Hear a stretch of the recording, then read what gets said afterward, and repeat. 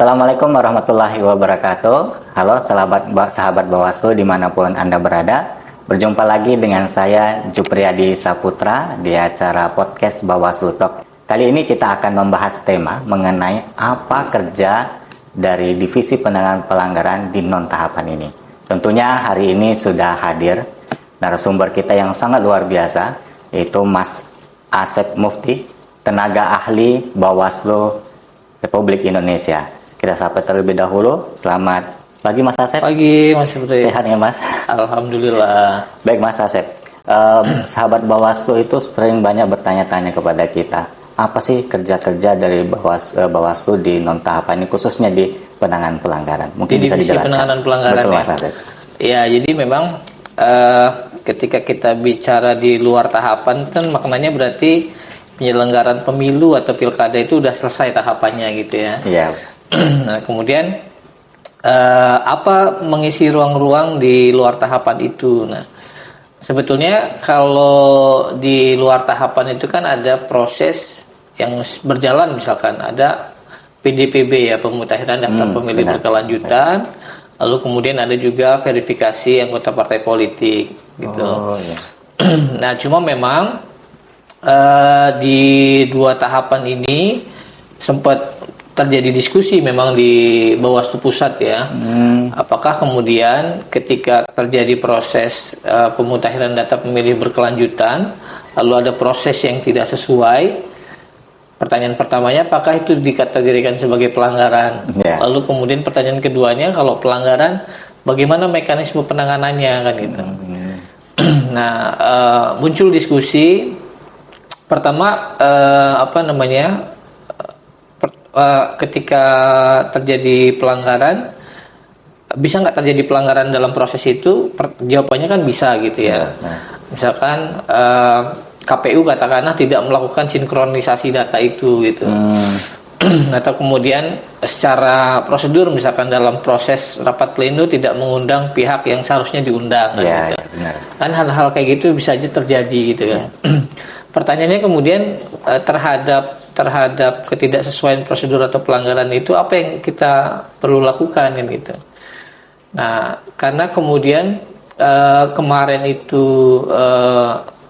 kewenangan yang ada di Undang-Undang 7 maupun di Undang-Undang Pilkada itu kan berhenti sampai dengan pengusulan pelantikan kepala daerah kalau di Undang-Undang Pilkada. Sehingga kemudian membuat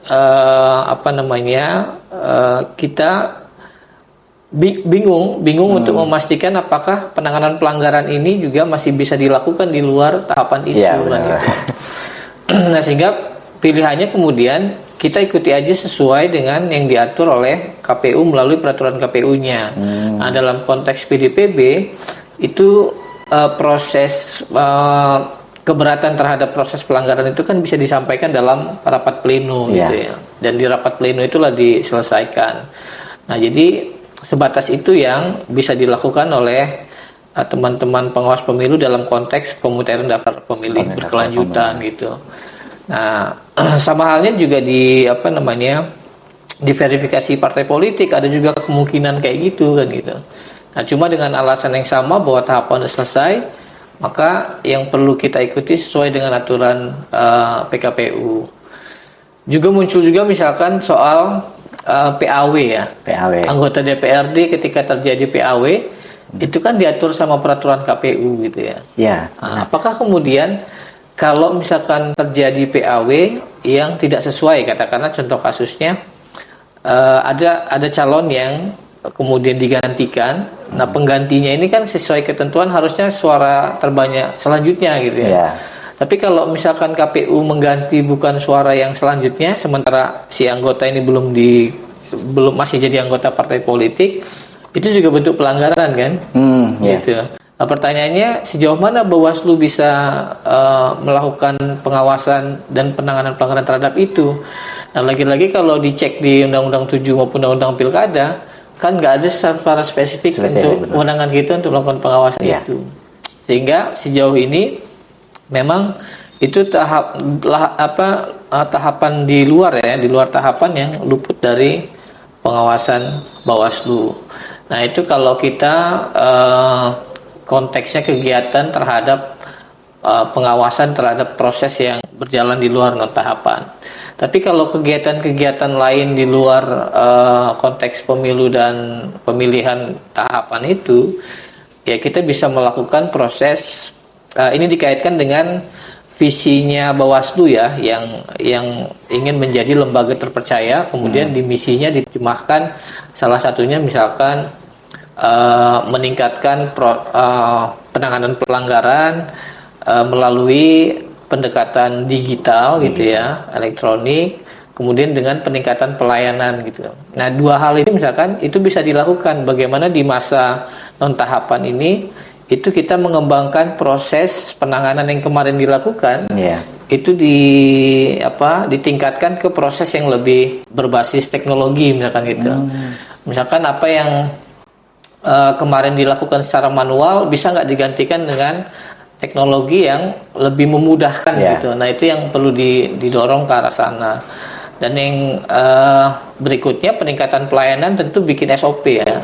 SOP yang semakin meningkatkan pelayanan dan itu bisa dilakukan oleh teman-teman di divisi penanganan pelanggaran. Nah ini penting karena banyak fungsi kerja Bawaslu itu kan yang paling dekat sama masyarakat. Itu kan salah satunya penanganan pelanggaran ya, dekat sama fungsi pelayanan. Selain itu sengketa, yang ketiga soal informasi ya, pelayanan informasi. Nah 3 hal itu tugas fungsi Bawaslu yang dia berdekatan sama masyarakat yang bisa dinilai langsung gitu. Kalau misalkan teman-teman melakukan pencegahan ini kan memang Bawaslu yang datang ke masyarakat ya, bukan masyarakat ya datang ke Bawaslu yang punya ekspektasi lebih gitu kan terhadap Bawaslu. Kemudian Mas Asep, apa saja sih bentuk kegiatan konkret mungkin yang dilakukan dalam program kerja di luar tahapan?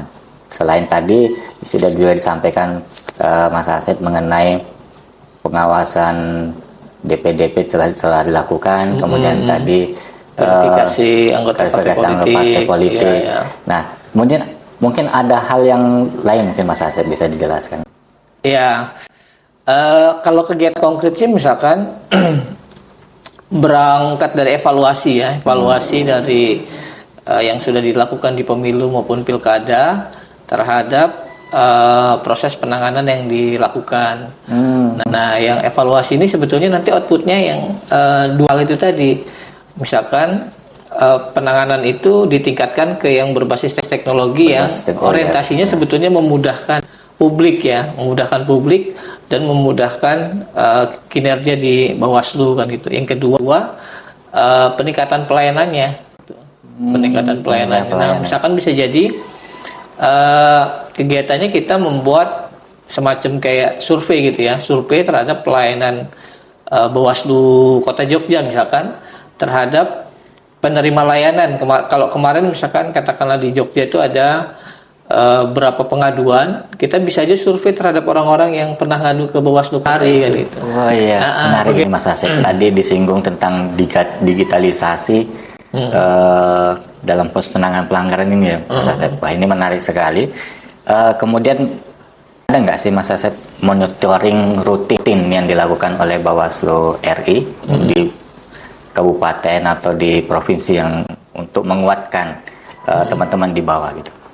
Iya ada, jadi karena memang itu salah satu kewajibannya Bawaslu Pusat ya, melakukan pembinaan terhadap fungsi pengawasan. Meskipun memang konteks norma itu sebetulnya dalam konteks ketika tahapan itu berjalan gitu ya, tapi kan bisa juga dilakukan di luar itu. Nah jadi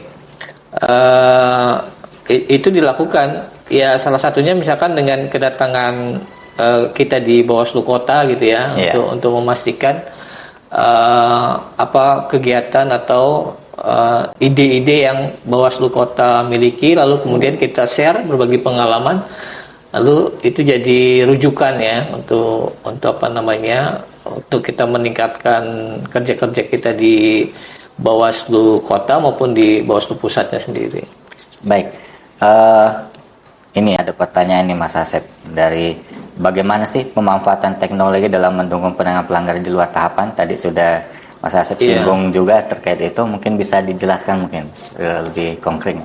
Ya, kalau yang besarnya sebetulnya kan kita punya sistem itu kan sigap lapor ya. Ya, sigap lapor. Nah, cuma memang sigap lapor ini masih punya kelemahan karena sistem ini kan relatif baru ya. Kemarin kita sempat sharing dengan Mahkamah Konstitusi, terus lembaga lain, bagaimana sistemnya itu bisa bagus dan sustain gitu, ternyata butuh bertahun-tahun untuk dipraktekkan gitu ya, terhadap pengembangan dan lain-lain.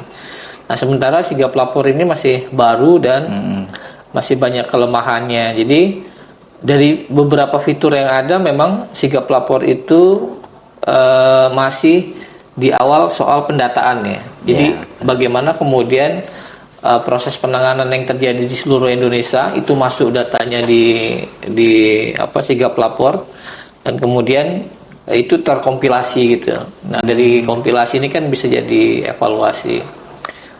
Nah, satu fitur yang sebetulnya belum diberlakukan itu adalah penyampaian laporan secara online. Nah, ini memang punya kendala. Pertama, kendala di simulasi dulu awal bahwa nggak semua daerah itu punya koneksi yang bagus gitu ya, khususnya di daerah-daerah timur. Bahkan di Jawa pun di beberapa daerah kayak desanya itu juga kan ada yang koneksinya nggak bagus terbatas, gitu. Nah, sehingga waktu itu pilihannya diregulasi di peraturan Bawaslu-nya, akhirnya itu nggak diwajibkan proses secara online itu. Nah, belakangan memang kita sempat diskusikan bagaimana kalau penerapan itu kita pakai pilot project dulu, maksudnya di daerah tertentu yang sudah siap dulu, lalu kemudian kita praktekkan. Kalau itu berhasil, tinggal kita mengasesmen daerah lain siapa yang berhasil. Lalu muncul juga misalkan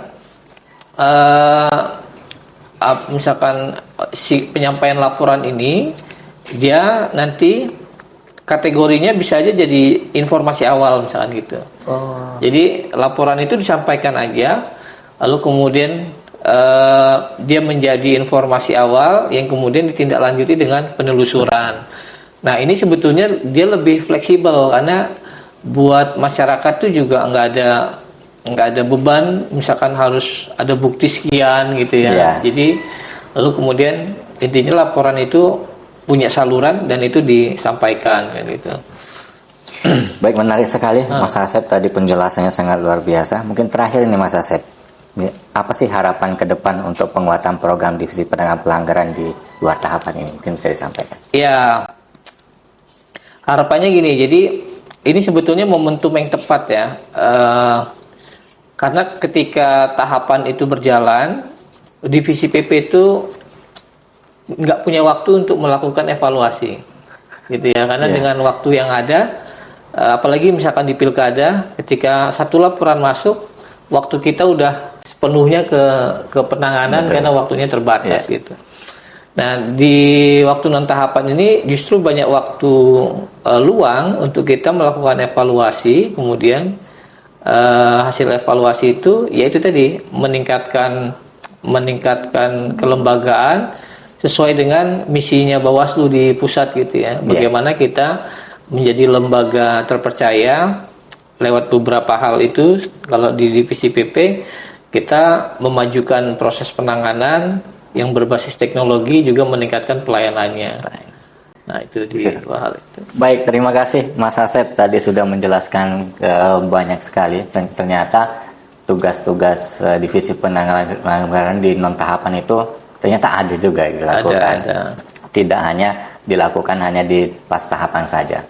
Baik, sahabat Bawaslu dimanapun Anda berada, dari perbincangan hari ini kita memahami bahwa peran divisi penanganan pelanggaran tidak hanya hadir saat tahapan pemilu berlangsung, tetapi juga di luar tahapan sebagai upaya menjaga integritas dan kualitas demokrasi sejak dini. Terima kasih kepada narasumber atas insight-nya yang sangat bermanfaat, dan terima kasih juga kepada sahabat Bawaslu yang setia mendengarkan di podcast Bawaslu Talk episode 16 ini. Baik sahabat Bawaslu, dari perbincangan hari ini kita memahami bahwa Divisi Penanganan Pelanggaran tidak hanya hadir saat tahapan pemilu berlangsung, tetapi juga di luar tahapan sebagai upaya menjaga integritas dan kualitas demokrasi sejak dini. Terima kasih kepada narasumber Mas Asep yang sudah berkenan untuk hadir di Kota Jogja khususnya, dan kami dari Bawaslu Kota Yogyakarta tentunya terus memberikan informasi terkini kepada sahabat Bawaslu dimanapun Anda berada. Saya Jupriyadi Saputra undur diri, sampai jumpa di episode berikutnya.